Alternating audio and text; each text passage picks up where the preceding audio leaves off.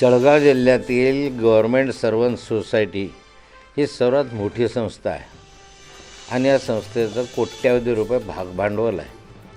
भागभांडवल असताना याच्यामध्ये कर्मचाऱ्यांची संख्या मोठी आहे आणि सभासदांची संख्या ही हजारोच्या घरामध्ये आहे. जवळपास याची संख्या हजारोच्या घरामध्ये आहे आणि जळगाव जिल्ह्यामध्ये या संस्थेला फार मोठ्या प्रमाणावर विस्तारही झालेला आहे, शाखाही मोठ्या प्रमाणावर आहे आणि सभासद संख्याही आहे.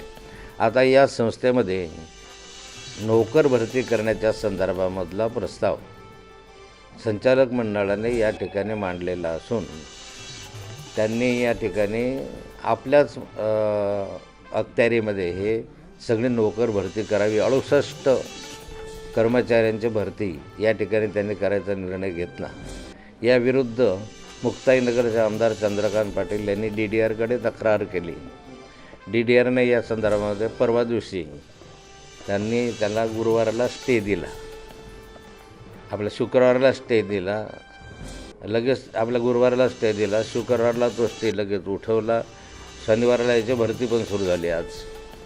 म्हणजे आपली मागणी सर्व लोकांची, जनतेची अशी मागणी होती की ही सरळ सेवा भरतीनं तुम्ही का भरत आहात. पहिली गोष्ट, तुम्हाला भरायचं असेल तर एखाद्या विशिष्ट कंपनीच्यामध्ये इतकी मोठी भरती करायची आणि सरळ सेवा भरतीनं भरायची. तुम्ही सरळ माणसं बोलवायचे, इंटरव्ह्यू घ्यायचा आणि तो सिलेक्ट झाला सांगायचं, हे बरोबर होणार नाही. ही भरती जी आहे ते एखाद्या कंपनीकडनं करावी, त्याच्यासाठी लेखी परीक्षा घ्यावी. लेखी परीक्षा घेऊन त्याच्यातनं जो को उत्तम मेरिटवर येईल त्या मेरिटवर त्याला सिलेक्ट करावं.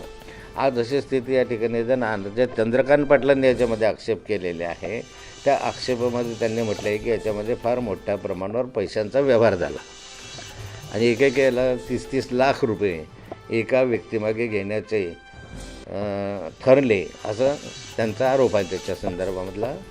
आणि इतरही ठिकाणी समाजामधनं जी माहिती मला घेतली ते शिपाई भरतीसाठी 30 लाख रुपये आणि क्लर्कच्या भरतीसाठी 40 लाख रुपये अशा स्वरूपाचे जमा करण्यात आल्याची चर्चा आहे. आता ह्या माध्यमातून DDRला मी स्वतः विचारलं की तुम्ही परवानगी कशी दिली भरण्याची, कारण मागच्या 2016च्या सुमारास याच संस्थेने DDRकडे परवानगी मागितली. DDRने सांगितलं होतं की जॉईंट रजिस्ट्रार परवानगी देईल आणि जॉईंट रजिस्ट्रारने मग याच्या संदर्भातली परवानगी दिली. मुळामध्ये DDRला नोकर भरतीची परवानगी देण्याचे अधिकार कोणी दिले, पण तो DDR याच्यामध्ये समाविष्ट आहे अशी शंका या ठिकाणी जागा आहे. सारी भरती ही नियम आहे. संचालक मंडळाने त्यांच्या माध्यमातून होत असलेली ही भरती आमची मागणी राहणार आहे या ठिकाणी की भरती आज जी सुरू केलेली आहे ती रद्द करावी. लगेच ताबडतोब 2 दिवसामध्ये DDR कसं काय स्टे देऊ शकतो, म्हणजे स्टेही द्यायचा, उठवायचा, पण लगेच एका तिसऱ्या दिवशी भरती पण सुरू करायची आणि आज इंटरव्ह्यू पण घेऊन सकाळचं. काळावेर आहे या संदर्भात. तुम्हाला जर प्रामाणिकपणा असेल तसे 24 तासात स्टेही येतो, 24 तासात स्टेही उठतो आणि 24 तासात भरती पण सुरू होऊन जाते.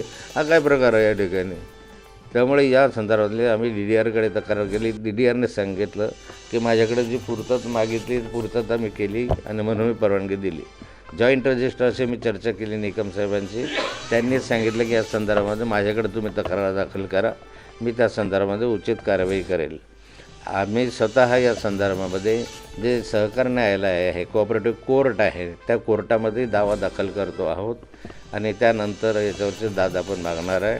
शासनाकडे मी स्वतःच्या संदर्भातला पाठपुरावा करून सांगणार आहे की अशी जळगाव जिल्हा मध्यवर्ती बँकेची भरती आम्ही शासनाने दिलेल्या कंपनीच्या माध्यमातून केली. 250 कर्मचाऱ्यांचे ते ट्रान्सपरंट झाले, त्याच्याविषयी कुठली तक्रार आली नाही. महाराष्ट्रामधल्या सर्वांना संधी मिळावी तसे इथं जळगाव जिल्ह्यातल्या व्यक्तींना मिळावी, परंतु या संदर्भामध्ये एका ट्रान्सफर पद्धतीने नोकर भरती व्हावी आणि जसे जळगाव जिल्हा मध्यवर्ती बँकेची भरती झाली शासनाने दिलेल्या कंपनीच्या मार्फत तशी भरती गसं सोसायटीची व्हावी आणि शासनाने यांना त्या कंपनीचे नावं जे आहेत अधिकृत कंपनीचे नावं सुचवावे.